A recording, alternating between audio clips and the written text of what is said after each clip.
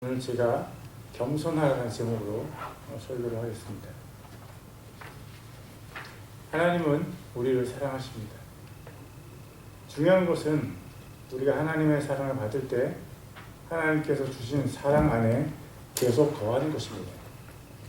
하나님은 사랑하는 우리를 축복하십니다. 중요한 것은 하나님의 축복을 받는 우리의 자세입니다. 어떤 사람은 하나님의 축복을 받아 누리면서 날마다 하나님께 감사하고 하나님을 찬송합니다. 그 사람은 하나님께서 주신 모든 것의 11조를 하나님께 드리고 그가 얻은 모든 것의 첫 열매도 하나님께 드립니다. 그가 자신의 것을 아낌없이 하나님께 드리는 이유는 그가 받은 모든 것을 주신 하나님께 대한 감사가 차고 넘치기 때문입니다. 그 사람은 하나님께 드리는 헌금 이외에도 자기가 노력해서 얻은 재물을 통해서 다른 사람들을 열심히 섬깁니다. 하나님께서 그에게 재물을 주신 목적을 분명히 깨닫기 때문입니다. 예수님의 이름을 전하기 위해서 기꺼이 자신의 재물을 사용하고 자신의 시간도 사용하고 자신이 가진 모든 것을 다 바칩니다. 그것은 그가 하나님을 그만큼 사랑하기 때문입니다. 하나님의 사랑을 넘치게 받은 사람은 자신의 마음과 뜻과 힘과 목숨을 다 바쳐서 하나님을 사랑합니다. 그 사람은 하나님과의 사랑에 취해서 하루하루를 살아갑니다. 그의 인생은 하나님을 사랑하는 삶입니다. 그의 입술에서는 하나님께 대한 찬양이 계속해서 흘러나오고 그의 마음은 날마다 성령 하나님으로 가득해서 마음의 예배가 되어집니다. 그의 손과 발은 하나님께서 사용하시는 선한 도구가 되어서 열심히 하나님을 섬기고 이웃을 섬깁니다. 그가 지나가는 길에는 하나님의 사랑의 흔적이 남고 그가 섬긴 곳마다 죽은 영혼이 살아납니다. 그가 하나님을 목숨 바쳐서 열심히 사랑하기 때문에 하나님은 그 사람을 더 축복하시고 더 큰 사랑을 부어주십니다. 반면 어떤 사람은 하나님께 사랑은 받지만 그 사랑에 제대로 반응하지 못합니다. 그는 처음에는 하나님께서 주신 축복에 감사하며 자신의 모든 것을 하나님께 드릴 수 있다는 사랑의 고백을 하나님께 올려드립니다. 그도 자신의 재물을 하나님께 드리고 몸과 마음을 바쳐서 하나님을 섬깁니다. 그래서 하나님께서 그에게 더 큰 축복을 주시고 더 큰 사랑을 부어주십니다. 중요한 것은 그가 하나님의 크신 사랑을 그의 분에 넘치도록 받았을 때 그의 자세입니다. 우리가 먼저 생각해본 사람과 또 이 사람의 다른 점은요, 겸손입니다. 압살롬은 주님께서 그를 높여주시고 그를 축복하셨을 때에도 겸손했습니다. 그러나 어떤 사람은 하나님께서 그를 높여주시고 축복하셨을 때 겸손을 유지하는 것에 실패합니다. 하나님께서 재물을 주셨음에도 불구하고 그는 하나님의 은혜와 함께 자신의 능력과 지혜로 재물을 얻었다고 생각합니다. 하나님의 절대적인 은혜를 아는 사람은 하나님 앞에서 자신의 능력과 지혜를 내세울 수 없습니다. 그에게 능력을 주신 분이 하나님이심을 깨닫는 사람은 끝까지 하나님의 능력을 의지해서 더 큰 일을 이룰 수 있습니다. 그에게 능력을 주신 분이 그에게 지혜를 주신 분이 죄송합니다.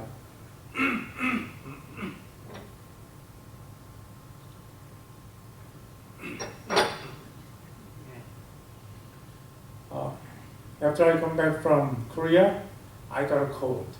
I'm sorry. So I have a problem talking, singing, and I cannot shake with you. I cannot hug with you. I'm sorry for that. 제가 한국에서 돌아온 다음에 감기에 걸려가지고요. 제 목도 그렇고 여러분들과 허그하고 이제 악수도 하고 싶은데 못합니다. 죄송합니다. 하나님의 절대적인 은인, 그에게 지혜를 주신 분이 하나님이심을 인정하는 사람은 자신의 지혜로 이룬 일 앞에서도 하나님의 권능을 찬양할 수 있습니다. 사랑하는 하나님의 성도들이요, 끝이 없는 하나님의 지혜와 한이 없는 하나님의 능력을 여러분 삶 가운데에서 인정하십시오. 여러분에게 솜씨 있는 손과 말 잘하는 입과 놀라운 지혜를 누가 주셨습니까? 누가 여러분의 팔과 다리에 강력한 힘을 주시고 누가 여러분의 귀와 눈을 밝게 하셨습니까? 노인들이 지혜가 있는 이유는 시간이 지나면서 자신의 지혜도 없어져 가고 힘과 기술도 수그러든다는 것을 체험했기 때문입니다. 자신의 인생에 분명한 한계가 있고 결국 자신은 죽음을 향해 갈 수밖에 없는 유한한 존재라는 것을 노인들이 깨달아가기 때문에 지혜로운 것입니다. 젊은이들이 노인들에게 지혜를 구해야 하는 까닭은 젊은이들이 그들의 힘과 지혜가 유한하다는 사실을 깨닫기가 어렵기 때문입니다. 참으로 지혜로운 사람은 자신의 힘과 한계를 깨닫는 사람입니다. 자신의 연약함을 통해서 하나님의 크신 능력과 사랑을 깨닫는 사람이 진짜 지혜로운 사람입니다. 사랑하는 하나님의 성도 여러분, 하나님 앞에서 지혜로운 사람이 되십시오.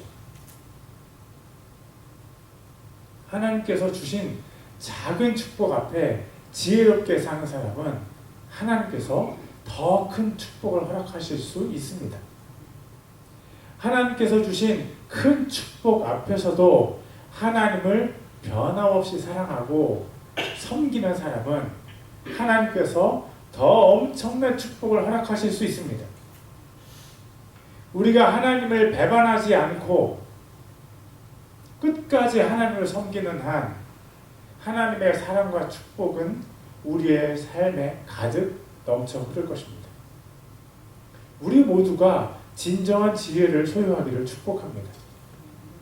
성경에는 두 가지 이야기로 가득합니다. 그 중에 한 가지 이야기는 하나님의 축복 앞에서 끝까지 지혜롭게 사는 사람들의 이야기이고, 또 다른 한 가지는 하나님의 축복 앞에서 교만해지고 변질되어 타락한 사람들의 이야기입니다. 이 세상의 어떤 사람도 우리 조상 아담과 하와가 누렸던 것을 이 세상에서 누릴 수 없습니다. 에덴 동산에는 4개의 강의 근원이 있었고 때마다 적절한 비가 내렸습니다. 그 강들 주변으로 금과 귀한 보석들이 널려 있었습니다. 또 동산 가득히 만난 과일들과 각종 열매들이 자라났고 그 동산의 모든 것을 하나님께서 아담과 하와에게 주셨습니다. 에덴 동산에는 죄가 없어서 그들에게는 하나님을 향한 어떤 부끄러움도 없었습니다.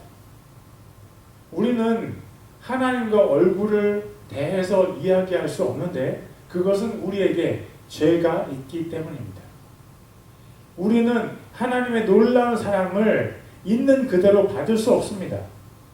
그러나 아담과 하와는 하나님을 얼굴로 대면해서 만났고 하나님께로부터 흘러나오는 사랑과 평안이 항상 그들의 마음에 가득히 흘러넘쳤습니다. 그들에게는 부부싸움이 존재하지 않았습니다. 그들에게는 어떤 죄도 없었기 때문에 그들은 서로를 너무나 사랑했고 하나님 마음을 안에서 부부의 완벽한 하나됨을 누릴 수 있었습니다. 그들이 해야 하는 것은 그 축복 가운데 머무는 것이었습니다. 그러나 그들은 그 축복이 얼마나 소중한 것인지 깨닫지 못하고 에덴 동산 안으로 죄를 초청했습니다. 뱀이 하와를 유혹한 후에 하와가 선악을 알게 하는 나무의 열매를 보니까 이랬습니다. 창세기 3장 6절입니다.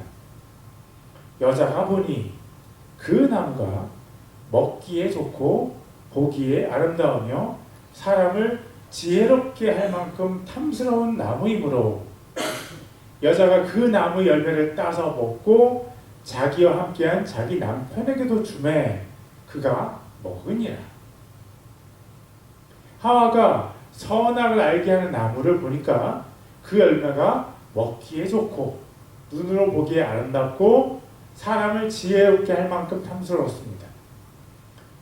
그러나 이 세 가지 중에 두 가지는 사실이고 나머지 한 가지는 거짓이었습니다. 창세기 2장 9절입니다. 또 주 하나님께서 땅으로부터 보기에 아름답고 먹기에 좋은 모든 나무가 자라게 하시니 그 동산의 한가운데에는 생명나무와 선악을 알게 하는 나무도 있더라.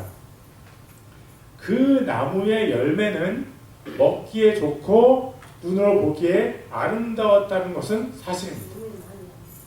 하나님께서 에덴 동산에서 창조하신 모든 나무의 열매는 먹기에 좋았고 보기에 아름다웠습니다. 하나님께서는 먹기에 나쁘고 보기에 아름답지 않은 나무들을 창조하신 적이 없었습니다. 그럼에도 불구하고 이 세상에서 먹으면 죽는 독이 있는 열매들이 있고 보기에 추한 나무들도 있는 이유는 우리 조상 아담과 하와가 죄를 지었기 때문이고 아담과 하와의 후손인 우리들이 계속해서 죄를 짓기 때문입니다. 하나님께서 창조하신 모든 것은 아름다운 것들입니다. 그것은 하나님께서 아름다운 분이시고 죄가 없으신 거룩하신 분이시기 때문이고 그분의 본질이 사랑이기 때문입니다. 하와가 선악을 알게 하는 나무의 열매를 보았을 때 그 열매가 사람을 지혜롭게 할 만큼 탐스러웠다는 것은 거짓입니다. 여기서 말하는 지혜는 하나님으로부터 나오는 아름다운 지혜, 선한 지혜가 아니고 사탄으로부터 나오는 교만한 지혜, 죽는 지혜입니다. 뱀이 하와를 유혹했을 때 하와의 눈에 그 열매가 자신을 지혜롭게 만들 것 같이 보였다는 것은 하와 자신의 욕심에 의해서 자기 스스로가 속은 것입니다. 창세기 3장 5절에서 뱀이 하와에게 얘기합니다. 너희가 그것을 먹는 날에 너희 눈이 열리고 너희가 신들과 같이 되어 선악을 알 줄을 하나님이 아시느니라 하니라. 너희가 신들과 같이 되어라고 뱀이 말했습니다.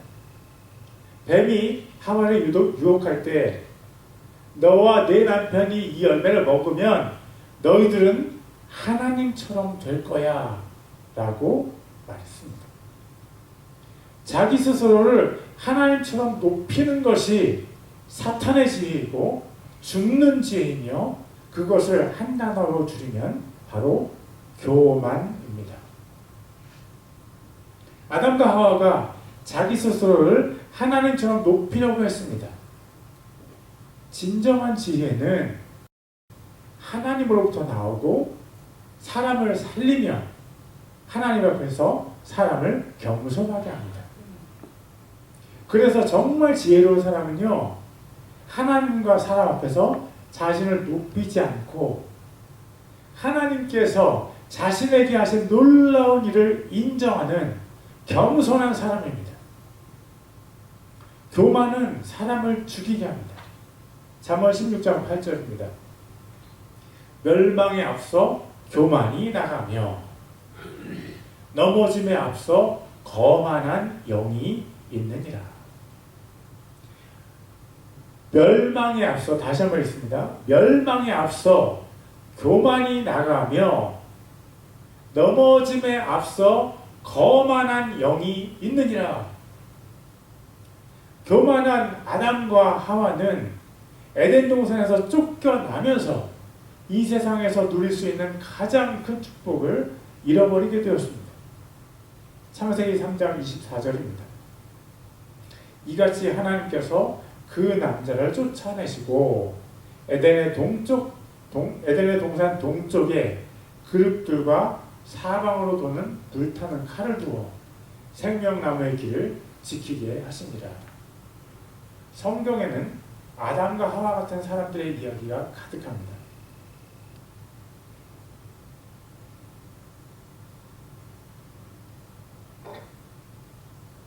이스라엘의 초대 왕이 된 후에 교만해진 사울 왕과 예수님의 제자들 중에서 재정을 맡았던 가룟 유다가 되었습니다. 또 교만했던 헤롯 왕의 이야기가 사도행전 12장에 기록되어 있습니다. 그는 요한의 형제인 야고보 사도를 죽인 후에 베드로도 죽이려고 했습니다. 세상의 모든 권력도 하나님께서 사람에게 주신 것이라는 사실을 기억할 때 헤롯 왕도 하나님의 섭리 안에 왕이 되었다는 것을 그 자신이 깨달아야만 했습니다. 그러나 그는 그의 권력을 가지고 하나님을 대적하는 데 사용했고, 그가 그 자신을 하나님처럼 높이고 교만해졌을 때 하나님께서 그를 치셨습니다. 헤롯 왕이 백성들 앞에서 연설을 했을 때 백성들이 그 연설을 듣고 환호를 했습니다. 사도행전 12장 22절과 23절입니다. 백성이 환호하며 이르되 그것은 신의 음성이요 사람의 음성이 아니라 하거늘 헤롯이 영광을 하나님께 돌리지 아니하므로 주의 천사가 곧 그를 치매 그가 벌레들에게 먹혀 숨을 거두니라. 모든 교만한 사람들의 결국은 반드시 헤롯 왕과 같이 됩니다. 헤롯 왕은 이 세상에서 벌레들에게 먹혀 죽었지만 모든 교만한 사람들은 영원히 타는 불못에서 절대로 죽지 않는 벌레들에게 먹히게 될 것입니다. 마가복음 9장 44절은 예수님께서 지옥에 대해서 설명하시는 부분입니다. 거기서는 그들의 벌레도 죽지 않고 불도 꺼지지 아니하느니라. 사랑하는 주의 성도 여러분들, 절대로 교만하지 마십시오. 오히려 겸손하십시오. 오직 하나님만 높이고 자신을 높이지 마십시오. 오직 하나님만이 찬송을 받으시기에 합당하십니다. 이 세상에 누구도 우리의 찬송을 받기에 합당한 사람은 없습니다. 우리에게 영적인 능력이 생기고 재물이 많아지고 우리의 능력이 큰 역사를 이루어낼지라도 그 모든 것이 하나님의 은혜로 주어졌다는 사실을 꼭 기억하십시오. 교만한 사람은 반드시 패망하고 겸손한 사람이 결국 하나님의 은혜를 볼 것입니다. 하나님의 축복 앞에서 교만해지고 변질되어 타락한 사람들의 이야기들이 성경에 가득하지만 반면 하나님의 축복 앞에서 끝까지 지혜롭게 사는 사람들의 이야기도 많이 있습니다. 에녹은 그의 평생 동안 하나님과 함께 걷더니 하나님께서 그를 산채로 하늘로 데려가셨습니다. 노아도 그의 인생 끝까지 하나님과 함께 걸었고 모든 인류의 조상이 되었습니다. 아브라함, 야곱, 이삭, 다윗, 베드로와 요한 그리고 바울까지 모두 다 그들의 인생 끝까지 교만해지지 않고 하나님의 크신 축복 가운데 살았습니다. 그렇게 인생 끝까지 하나님의 축복 앞에서 교만해지지 않고 하나님과 동행한 사람들 중에 한 사람이 바로 여호수아입니다. 그는 이스라엘의 12지파 중 하나인 에브라임 지파의 우두머리였습니다. 이스라엘이 광야에서 생활할 때 에브라임 지파 중에서 20살이 넘어 전쟁에 나갈 수 있는 남자의 숫자가 45,000명이었습니다. 그렇다면 에브라임 지파 전체 숫자는 적어도 10만이 넘었을 것이고, 여호수아는 에빌린시의 시장이자 에빌린시의 군사령관을 겸직한 것에 비유할 수 있습니다.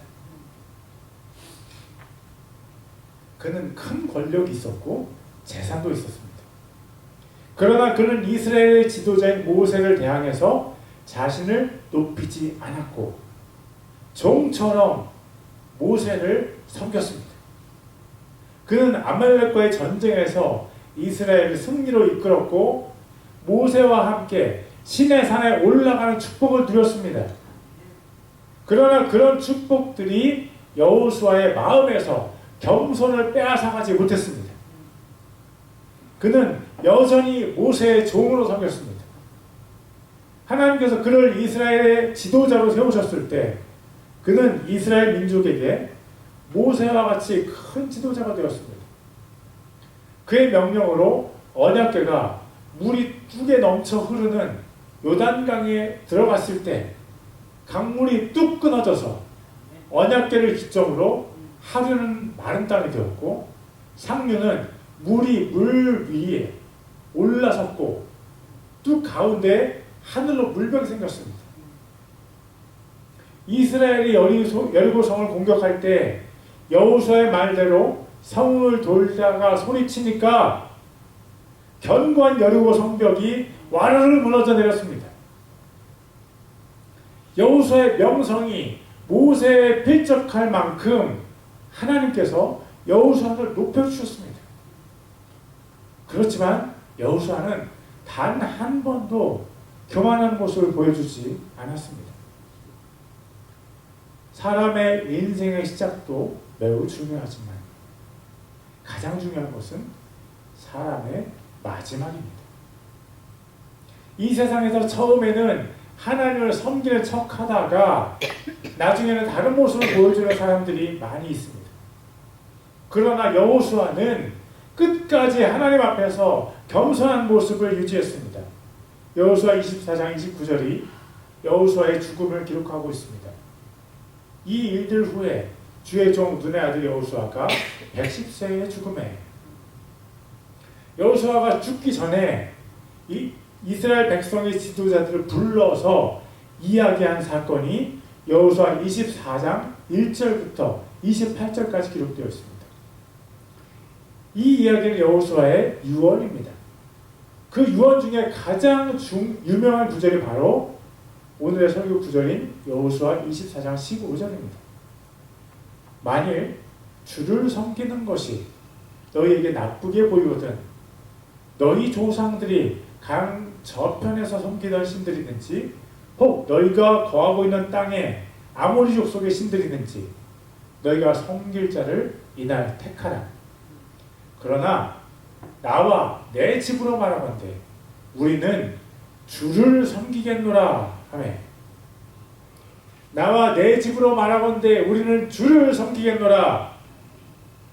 자타공인 이스라엘의 지도자로 가나안 땅을 정복하는 수많은 전쟁을 승리로 이끌었던 여호수아가 유언으로 한 말입니다. 오늘은 아버지 날입니다.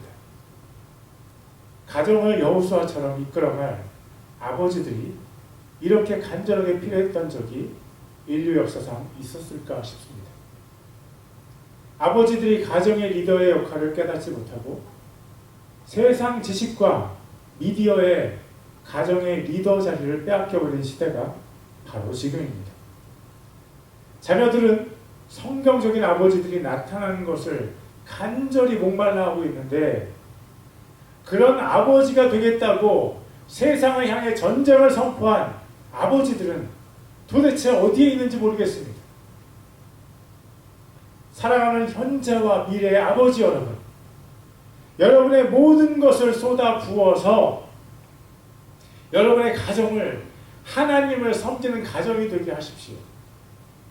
여러분의 모든 삶을 투자해서 여러분의 가정을 성경적으로 이끌어서 자녀들을 하나님의 자녀가 되게 하십시오. 여러분이 오늘날의 여호수아가 되시기를 축복합니다. 여호수아는 그의 인생에서 인생 끝까지 자신의 본분을 잊지 않았습니다. 여호수아가 이스라엘의 지도자가 되었을 때 이스라엘에는 전쟁에 나갈 만한 남자들이 60만 명이 있었습니다. 그가 에브라임의 지도자였을 때는 그의 수하에 약 4만 명의 군인들이 있었는데 그가 이스라엘의 지도자가 되었을 때는 그의 수하에 약 60만 명의 군인들이 있었습니다. 만약 이스라엘의 인구를 200만 명에서 300만 명으로 추산할 수 있다면 그 숫자는요, 달라스시와 포트워스시의 인구를 합친 것만큼 되는 숫자입니다. 에빌린의 시장 겸 군대 지휘관이었던 여호수아가 달라스와 포트워스의 시장 겸 군대 지휘관이 된 것으로 비유할 수 있습니다. 충분히 교만해질 수 있는 조건이 갖추어진 것입니다. 그러나 그는 그의 마음을 지켰습니다. 잠언 4장 23절입니다. 열심을 다하여 내 마음을 지키라. 생명의 근원이 거기에서 나오느니라. 다시 한번 있습니다. I'll read one more time. 열심을 다하여 내 마음을 지키라. 생명의 근원이 거기에서 나오느니라. 여호수아는 가장 높은 지위와 권력을 가졌음에도 불구하고 자신의 마음을 지켰습니다. 그가 한다면 누구도 막지 못할 그의 권력이 오랫동안 지속되었지만 그는 끝까지 마음을 지켰습니다. 그것이 그의 유언에서 나타납니다. 나와 내 집으로 말하건대 우리는 주를 섬기겠노라. 이 구절에서 섬기다라는 히브리어 단어 아바드는 예배하다라는 뜻도 가지고 있습니다. 성경에서 섬긴다는 것은 예배한다는 것입니다. 하나님을 섬기는 것은 하나님을 예배하는 것입니다.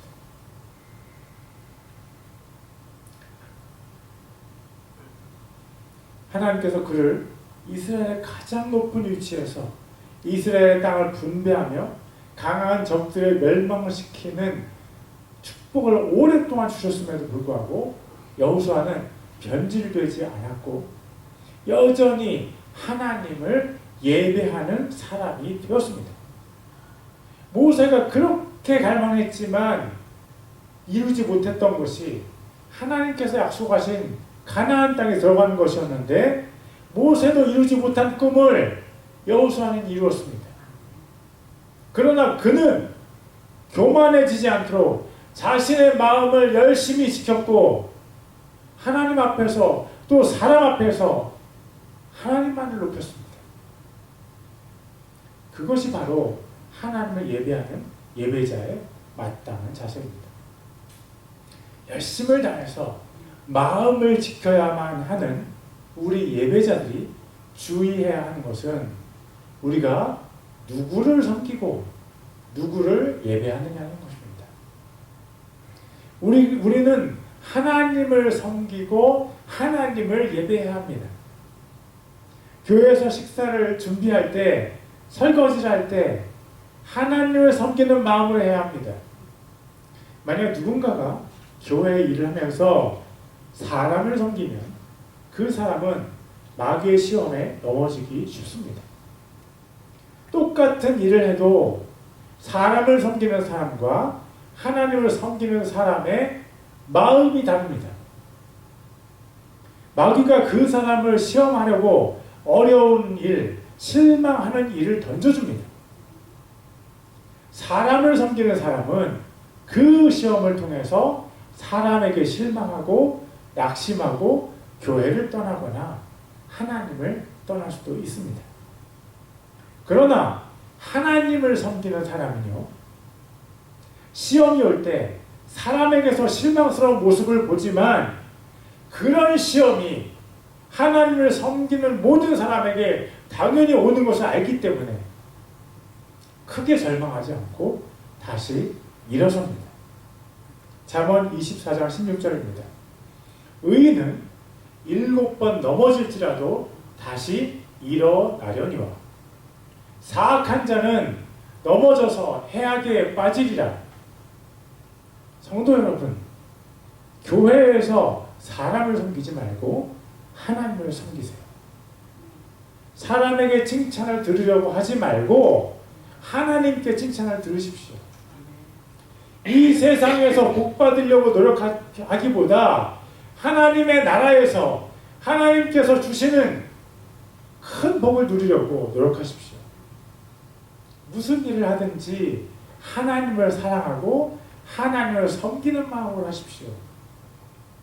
그러면 사람들에게 불평을 가질 수가 없습니다. 사람에게 인정받으려고 하고 사람을 섬기는 사람은 상처받고 넘어지기 쉽습니다. 사람을 섬기는 사람 중에서도 가장 곤란한 사람이 있습니다.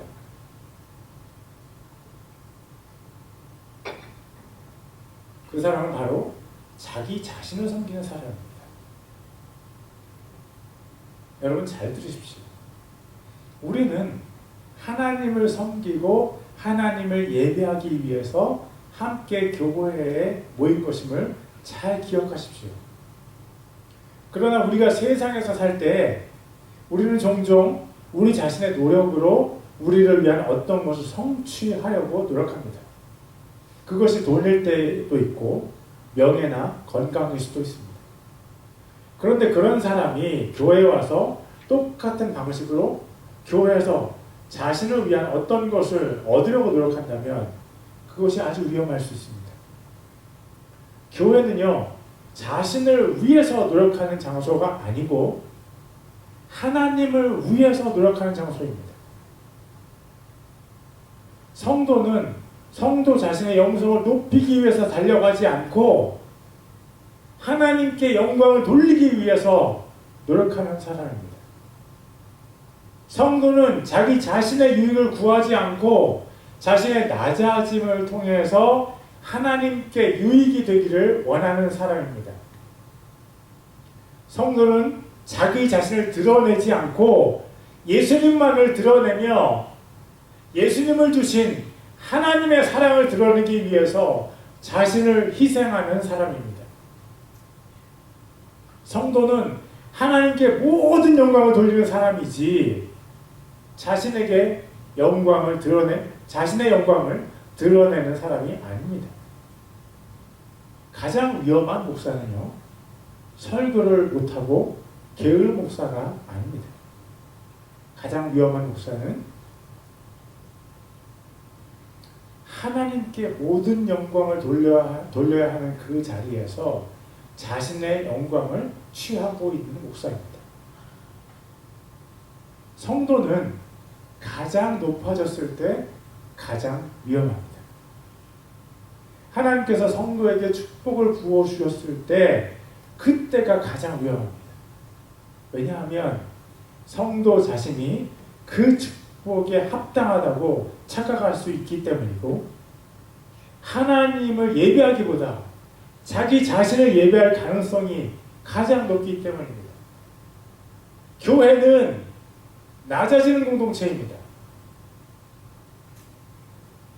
하나님을 모르는 사람은 낮아질 수 없습니다. 한 사람이 하나님을 알아갈수록 그는 더 낮아집니다. 교회에서 가장 낮아진 사람은 하나님을 가장 깊이 만난 사람입니다. 여러분이 아는 사람 중에 누가 가장 낮아졌습니까? 여러분이 아는 사람 중에 누가 하나님을 가장 깊이 만났다고 생각하십니까? 제가 아는 사람 중에 가장 낮아진 사람은 바로 예수님이십니다.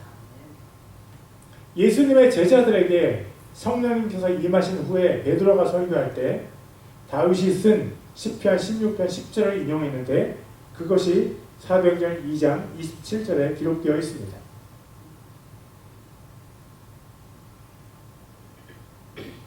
이는 주께서 내 혼을 지옥에 남겨두지 아니하시고 주의 거룩한 자가 썩음을 보지 아니하게 하실 것이기 때문이다. 다윗은 지옥에 간 적이 없는데도 불구하고 하나님께서 자신의 영혼을 지옥에 남겨두지 않으셨다고 했습니다. 다윗이 자신의 극심한 고통을 지옥에 비유한 것일까요? 아닙니다. 그것은 다윗이 선지자로서 예수님께서 당하실 고통을 예언한 것입니다. 베드로가 성령님의 조명하심을 통해 다윗이 예수님을 예언했다는 것을 깨달았습니다.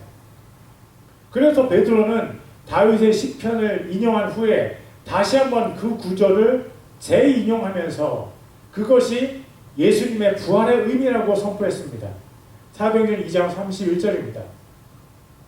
또 그것을 미리 보았으므로 그리스도의 부활에 대하여 말하기를 그의 혼이 지옥에 남겨지지 아니하였고 그의 육체도 썩음을 보지 아니하였느니라 하였느니라.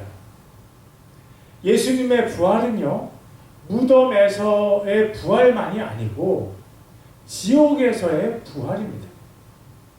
예수님께서 지옥에 가지 않으셨다면 베드로가 굳이 예수님의 부활을 얘기하면서 지옥을 언급할 이유가 없었습니다. 예수님은 지옥에까지 낮아지셨습니다. 또 다윗이 시편 86편에서 이렇게 예언했습니다. 시편 86편 13절입니다. 나를 향한 주의 긍휼이 크사 주께서 내 혼을 가장 낮은 지옥에서 건지셨나이다. 가장 낮은 지옥에서 건지셨나이다. 땅에 있는 감옥 중에서 가장 고통스러운 곳은 가장 낮은 감옥입니다. 햇볕이 닿을 수 없고 인기척조차 느끼기 어려운 곳, 죽음과 가장 가까운 곳이 가장 낮은 감옥입니다. 다윗이 쓴 시편의 이 구절도 다윗 자신이 경험한 것이 아닙니다. 그는 가장 낮은 지옥에 내려간 적이 없습니다. 그렇다면 이 구절도 틀림없이 예수님께서 경험하신 일에 대한 예언으로 보는 것이 맞습니다. 예수님께서 가장 낮은 지옥에서 고통을 당하셨습니다. 죄의 삭은 사망입니다. 예수님께서 우리의 모든 죄값을 지불하셨습니다. 우리가 당해야 하는 지옥의 형벌을 예수님께서 우리 대신 당하신 것입니다. 우리의 어떤 죄라도 하나님께서 용서하실 수 있는 이유는 예수님께서 가장 큰 죄인의 고통도 지옥에서 모두 지불하셨기 때문입니다. 우리가 지은 죄를 용서하시기 위해서 예수님께서 우리 대신 지옥의 고통을 당하셨다는 것을 믿으시기를 바랍니다. 예수님께서 얼마나 낮아지셨습니까? 예수님께서 하늘나라에서 이 땅에까지 낮아지셨고 다시 가장 낮은 지옥에까지 낮아지셨습니다. 하나님께서 하나님 되심을 부인하시고 죄인의 모습으로 오셔서 죄인처럼 십자가에서 고통을 당하시고 죄인을 위해서 가장 낮은 지옥에서 고통을 당하셨습니다. 누가 예수님처럼 낮아진 사람이 있습니까? 어느 누가 예수님처럼 낮아질 수 있습니까? 이 세상에 어떤 누구도 예수님처럼 낮아진 사람이 없었고 앞으로도 그렇게 할 수 있는 사람은 단 한 사람도 없습니다. 예수님의 피로 죄를 용서받은 우리들이 모여서 예수님의 고난을 묵상하며 예수님의 뒤를 따라 더 낮은 곳으로 내려가는 공동체가 바로 교회입니다.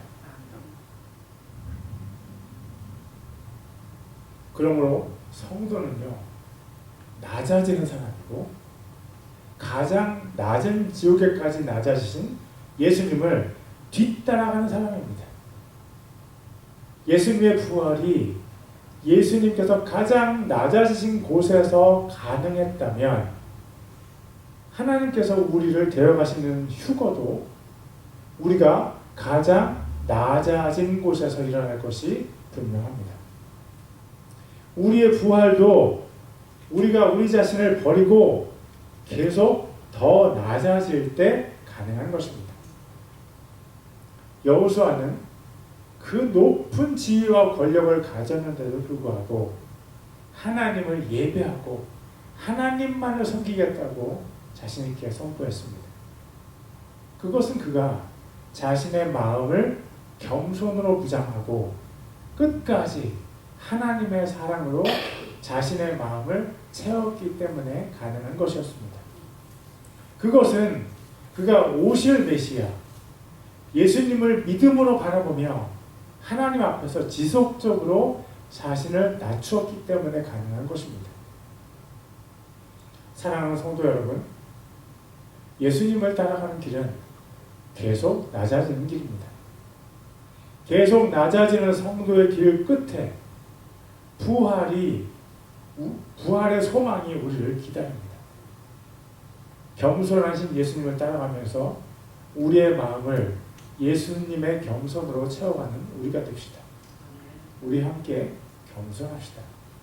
기도하시겠습니다. let's pray.